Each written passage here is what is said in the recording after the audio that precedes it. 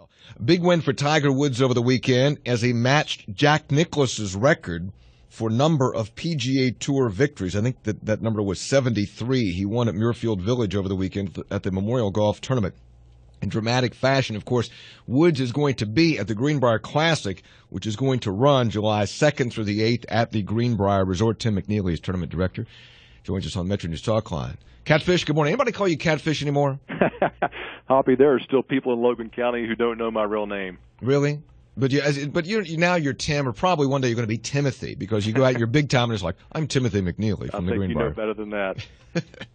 Look, I saw a story today about Tiger Woods, and I saw a lot of people posting, not in West Virginia, but it was a national story about how, who cares about this guy, and this guy's a scumbag, this guy, this and that. But the fact is, when you cut through all that, he is an attraction, and now golf is buzzing because the guy won and the way he won on Sunday. And that's good for business. That's good for you guys in this tournament. It certainly is, and like him or not, he's the most important person in golf. He's the most important person in sports, really, and he certainly moves the needle. And what happened yesterday in Columbus, I think there was a seismic shift. The roar that went up in Columbus and the roar that went up in living rooms around America, I tell you, that was an incredible scene. What does that mean for ticket sales to the Greenbrier Classic? Well, we're already way ahead of pace from last year, and as you know, we had unbelievable crowds last year. We're probably approaching over $1 million in ticket revenue above and beyond where we were at this time last year, given a month removed. And given his win yesterday and the way the phones are ringing this morning and last night, and the web sales of the tickets, it's off the charts. We'll have to at some point cut off ticket sales because we just cannot make it unlimited tickets. We have to, look out for spectator safety, traffic, player safety. I mean, all those issues. We have to look at cutting it off at some point before the tournament. So I'm not sure when that date is. That'll ultimately be up to Mr. Justice, but we'll have to look at that. How close do you think you are to cutting off sales?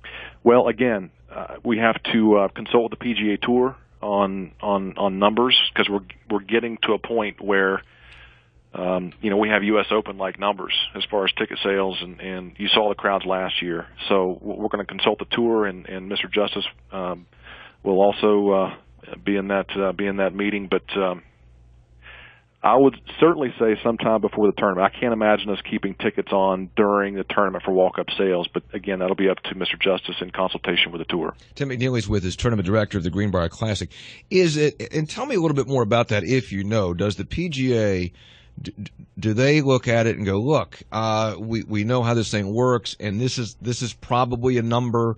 Do they dictate, or is it solely up to you guys?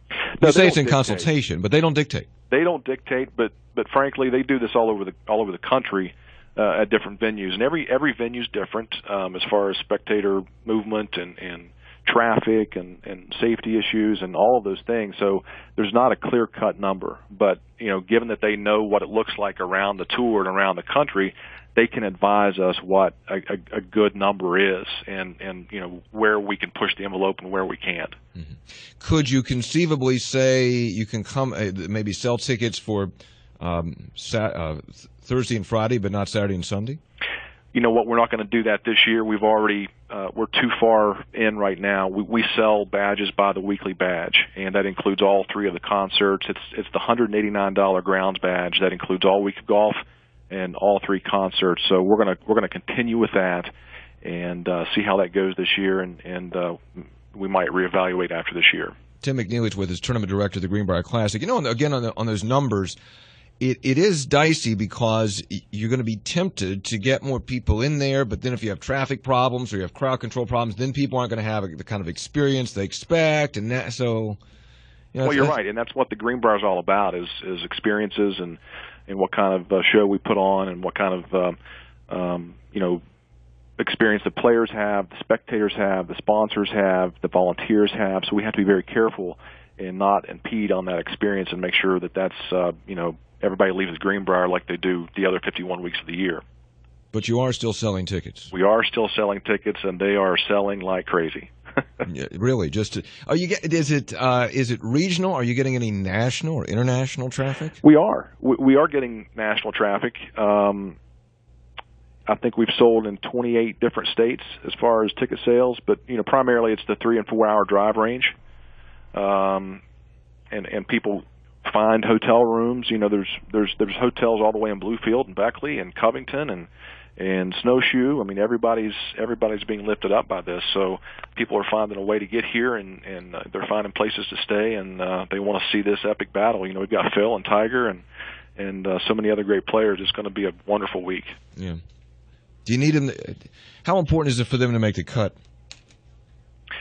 Well, I mean, Phil didn't make the. I don't look. I think it's a great event, and experiencing it last year, I think it's a great event. I'm glad we were there. I think it's a huge deal. It's a great diamond for West Virginia. But Mickelson not making cut was a disappointment, and I thought he was kind of vacationing, and maybe less golf, more vacation. That's my personal take. Well, I spent some time with him in January, and there's nobody more disappointed than he was.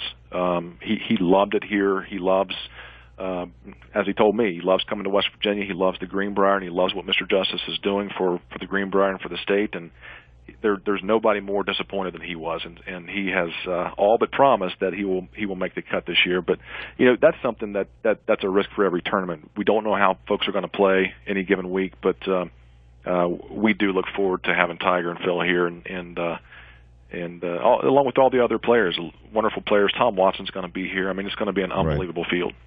Now, who's going to be there tomorrow? You got an event tomorrow. Who's going to be there? We have Scott Stallings and Stuart Appleby returning tomorrow for our media day. So we're inviting all the media in to come in and talk to our past champions and sort of get ready for what's going to take place here in about a month. Yeah, Stallings won last year in dramatic fashion, and then Appleby 2 years ago setting an unbelievable. What did he shoot, a 59 or something? He did. He shot a 59 on Sunday.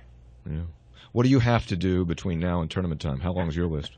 It's pretty long. We have a lot of great folks working with us and helping us. But again, as you might imagine, with the new excitement with Tiger and certainly with Phil coming back and all the other great players we have, and the concerts and July 4th and the Greenbrier and all these great things that are happening, we've got our work cut out for us. But we're really excited. We're on track, and we're going to put on the best show that the PGA Tour's ever seen. Have you played any golf in the last 3 months? I wish. I'm in the golf business now, and probably play less golf than you do. Never? You haven't played any? I've played a couple of times, but it's few and far between. All right, just checking. Hey, man, Tim McNeely, great job as tournament director, and things are coming together. We'll be down there to see you soon. Well, looking forward to seeing you, Hoppy. Thanks for having me on. All right, Catfish McNeely, Tim McNeely, favorite son of Logan County.